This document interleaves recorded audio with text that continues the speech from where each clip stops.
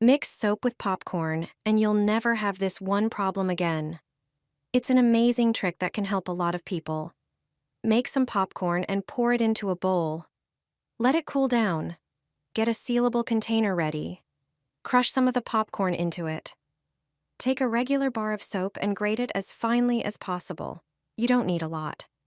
Add it to the popcorn. The next ingredient is baking soda. Add 2 tablespoons to the mix. Close the container and shake it well to combine all the ingredients. Your mixture is ready. This is an excellent poison for cockroaches and mice. The smell of the popcorn attracts them. While eating the popcorn, they also consume the soap and baking soda. They can't digest this mixture because of the soap and baking soda. Just take a small amount and place it wherever cockroaches or mice might show up. They especially like places like the cabinet near the trash, since that's where they're usually looking for food. Be sure to use this trick during the warmer months. That's when they show up the most.